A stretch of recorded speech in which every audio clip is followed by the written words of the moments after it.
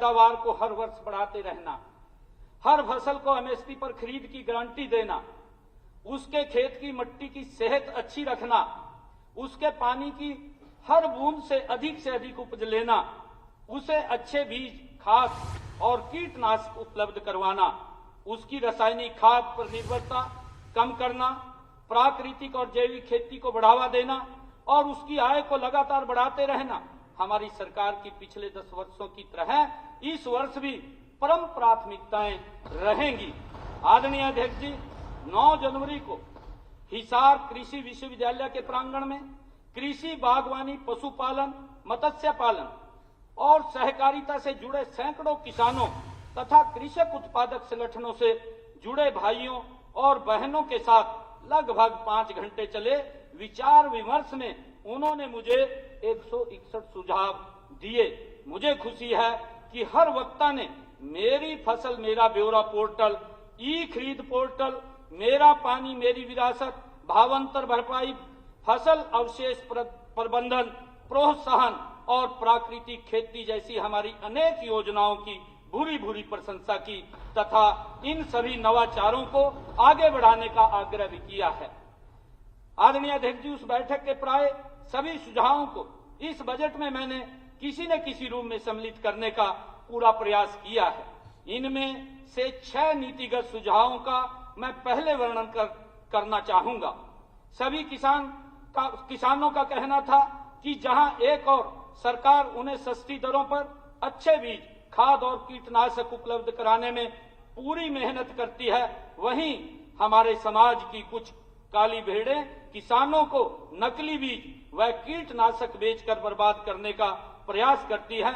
किसानों को इनके चंगुल से बचाने के लिए सदन के इसी सत्र में हम एक बिल लेकर आएंगे। मेरा सभी माननीय सदस्यों से अनुरोध है कि जिस प्रकार आपने पिछले सत्र में हरियाणा कृषि भूमि लीज बिल को सर्वसम्मति से पारित किया था, उसी प्रकार आप इस बिल को भी सर्वसम्मति से पारित करें।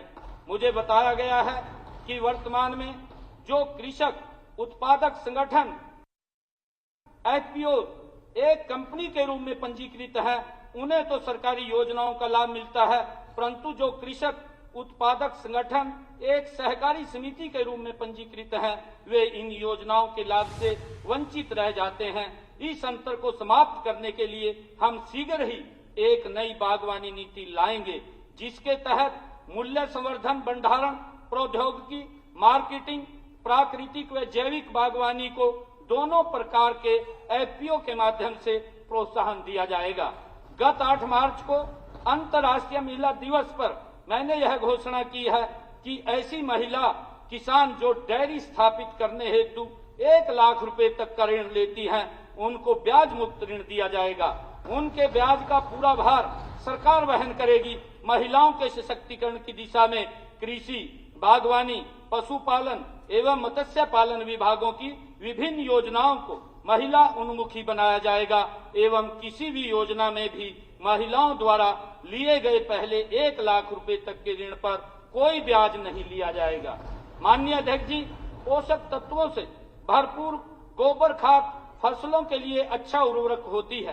प्रदेश में गोबर खाद को व्यवस्थित तरीके से व्यापक प्रोत्साहन देने के लिए सरकार द्वारा शीघ्र ही एक नीति बनाई जाएगी। मोरनी हमारा पहाड़ी क्षेत्र है, जहां किसानों को फसल उत्पादन में विशेष कठिनाइयों का सामना करना पड़ता है। यहां के किसानों की आय बढ़ाने के लिए सरकार शीघ्र ही एक विशेष कार्य योजना बनाएगी। आदरणीय अध्यक्ष जी, पशुपालकों की आय बढ़ाने के लिए बकरी और भेड़ की उच्च आनुवंशिक नस्लें जैसे बीटल, सिरोही, मुंजल आदि जो हरियाणा में नहीं पाई जाती हैं, उन्हें हमारे किसानों को उपलब्ध कराने के लिए भी सरकार आगामी वित्त वर्ष में एक नई योजना की शुरुआत करेगी। माननीय अध्यक्ष जी, मैंने कृषि क्षेत्र के लिए वर्ष 2025-26 में जिन महत्वपूर्ण कदमों के लिए बजट प्रावधान किया है, उनमें से केवल 38 के बारे में आपको बताना चाहूंगा। वर्ष 2024-25 के 25,000 एकड़ भूमि में प्राकृतिक खेती के लक्ष्य के मुकाबले मैंने इस वर्ष 1 लाख एकड़ भूमि का लक्ष्य निर्धारित किया है। साथ ही देसी गाय खरीदने के लिए दिए जाने वाले 25,000 के अनुदान को बढ़ाकर 30,000 रुपए किए जाने का मेरा प्रस्ताव है। आदरणीय अध्यक्ष जी, अभी तक कम से कम 2 एकड़ भूमि पर प्राकृतिक खेती करने वाले किसानों को इस योजना का लाभ मिलता था। इस सीमा को घटाकर मैंने 1 एकड़ किए जाने का प्रस्ताव रखता हूं। मैंने लवणीय नमकीन भूमि को पुनर्जीवित किए जाने के चालू वर्ष के 62,000 एकड़ के लक्ष्य को वर्ष 2025-26 में बढ़ाकर 1 लाख एकड़ किए जाने का प्रस्ताव किया जाता है। मेरा पानी मेरी विरासत योजना के तहत मैं धान की खेती छोड़ने वाले किसानों को मिल रही अनुदान राशि 7,000 रुपए प्रति एकड़ से बढ़ाकर 8,000 रुपए प्रति एकड़ करने का प्रस्ताव रखता हूं। साथ ही जो ग्राम पंचायतें अपनी काश्त लायक भूमि को धान उगाने के लिए पट्टे पर देने की बजाय खाली छोड़ेंगी, उन्हें भी अब यह प्रोत्साहन राशि उपलब्ध कराई जाएगी। सभी जानते हैं कि धान की सीधी बिजाई में 20% से 30% तक कम पानी लगता है। धान की ऐसी बुआई अर्थात DSR की अनुदान राशि अभी 4,000 प्रति एकड़ है। मैं इसे बढ़ाकर 4500 रुपए प्रति एकड़ का प्रस्ताव रखता हूं। आदरणीय अध्यक्ष जी, धान की पराली का प्रबंधन करने वाले किसान को अभी 1,000 रुपए प्रति एकड़ अनुदान राशि मिलती है। इसे बढ़ाकर मैं 1,200 रुपए प्रति एकड़ करने का प्रस्ताव करता हूं। प्रदेश में पर्याप्त मात्रा में यूरिया और DAP की उपलब्धता के बावजूद कभी कभी स्थानीय स्तर पर इनकी कमी देखने को मिल जाती है। किसानों के सुझाव के अनुरूप उर्वरक के तर्क संगत प्रयोगों के लिए मैं इनकी बिक्री को मेरी फसल मेरा ब्यौरा पोर्टल से जोड़े जाने का प्रस्ताव रखता हूं। इससे नैनो यूरिया तथा नैनो DAP को बढ़ावा देने में भी सहायता मिलेगी। आदरणीय अध्यक्ष जी, फसलों को एक गेट पास जारी करने की पिछले खरीफ में शुरू की गई प्रथा को अब सभी फसलों पर लागू किया जाएगा। ई नाम के साथ संपूर्ण एकीकरण सुनिश्चित करने के लिए सभी मंडियों का नवीनीकरण किया जाएगा।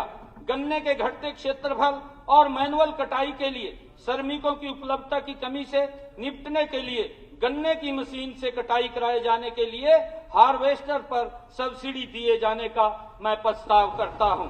आदरणीय अध्यक्ष जी, अभी प्रदेश में केवल 4 बीज परीक्षण लैब हैं जो करनाल, पंचकुला, सिरसा व रोहतक में स्थित हैं।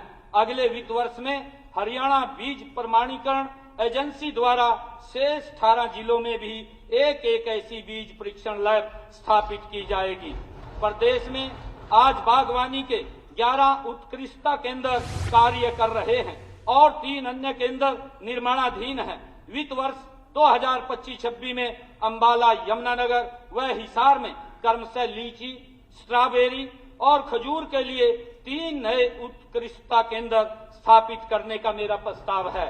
माननीय प्रधानमंत्री श्री नरेंद्र मोदी जी ने 9 दिसंबर 2024 को महाराणा प्रताप बागवानी विश्वविद्यालय का शिलान्यास किया था। मुझे खुशी है कि इसके मुख्य परिसर का निर्माण कार्य तेजी से हो रहा है। यह विश्वविद्यालय उपरोक्त सभी 14 उत्कृष्टता केंद्रों को बागवानी विज्ञान केंद्रों के रूप में विकसित करेगा। माननीय अध्यक्ष जी, बागवानी में क्षेत्रीय विशिष्ट अनुसंधान आवश्यकताओं को पूरा करने के लिए चांदसौली, अंबाला में बागवानी विश्वविद्यालय द्वारा बनाए गए बागवानी अनुसंधान केंद्र का उद्घाटन मेरे द्वारा इसी वर्ष 20 जनवरी को किया गया। वर्ष 2025-26 में दक्षिणी हरियाणा के पलवल जिले में एक ऐसा अनुसंधान केंद्र स्थापित किया जाएगा। अभी बागवानी मिशन प्रदेश के 19 जिलों में चल रहा है। वित्त वर्ष 2025-26 में मेरा बाकी बचे हुए 3 जिलों नामतः फरीदाबाद, रेवाड़ी और कैथल में भी इसे लागू करने का प्रस्ताव है।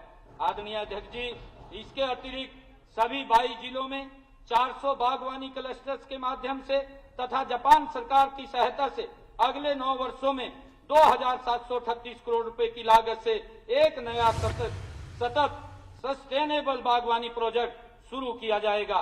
वित्त वर्ष 2025-26 में मैंने इस महत्वाकांक्षी प्रोजेक्ट के लिए 138 करोड़ रुपए का प्रावधान रखा है। मैंने 3 उभरती हुई गतिविधियों मशरूम, कंपोस्ट और कंपाउंड हाईटेक हाइड्रोपोनिक्स और एरोपोनिक्स तथा एफपीओ द्वारा बनाए गए 20 किलोवाट से अधिक लोड वाले कोल्ड स्टोरों को 7 रुपए 50 पैसे के बजाय अब 6 रुपए 50 पैसे प्रति यूनिट की दर से बिजली देने का निर्णय किया गया है। इस आशय से हरियाणा विद्युत विनियामक आयोग को आदेश देकर एक नई कैटेगरी बनाई जाएगी। माननीय अध्यक्ष जी, मेरा फसल मेरा ब्यौरा पोर्टल में अभी कुछ फसलों के लिए ही इंटर क्रॉपिंग की सुविधा दी जाती है। यह सुविधा अगले वित्त वर्ष से सारी फसलों के लिए उपलब्ध कराई जाएगी। माननीय अध्यक्ष जी, हरियाणा सरकार द्वारा 2600 करोड़ रुपए की लागत से गन्नौर में बनाई जा रही अंतर्राष्ट्रीय फल एवं सब्जी मंडी का निर्माण कार्य तेजी से प्रगति पर है। इसके पहले चरण में 400 दुकानों के लिए 5 सेट तथा उनके लिए सभी मूलभूत सुविधाएं आगामी नवंबर तक